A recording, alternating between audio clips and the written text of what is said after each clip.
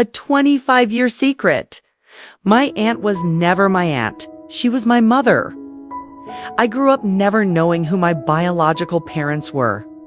On paper, I was labeled an orphan, taken in by a distant relative named Aunt Linda.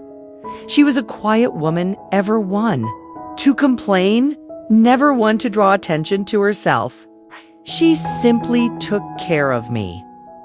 Every meal, every blanket on a cold night, every silent act of care, she was always there.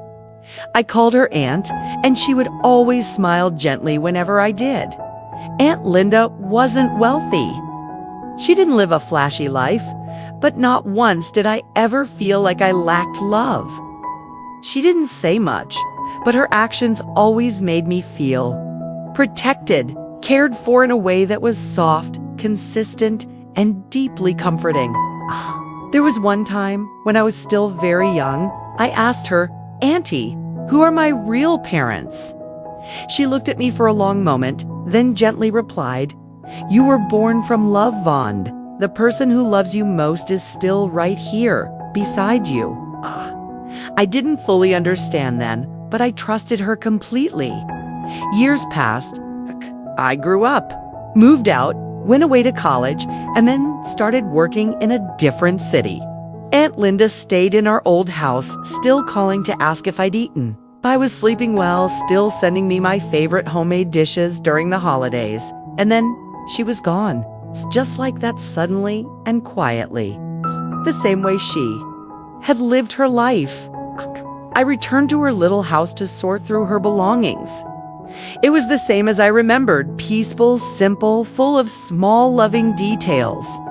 While cleaning, I found an old wooden box tucked beneath her bed. When I opened it, my heart nearly stopped. Inside were dozens of handwritten letters, yellowed, with time stacked with great care like treasures. Each letter began with the same line, "To my beloved child." I couldn't believe what I was reading, Mother. I read on one letter after another.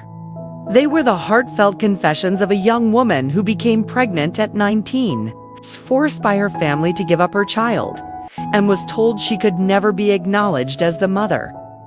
But instead of surrendering her baby to strangers, she begged to stay close, and one condition, that she would raise the child as an aunt and never speak of the truth.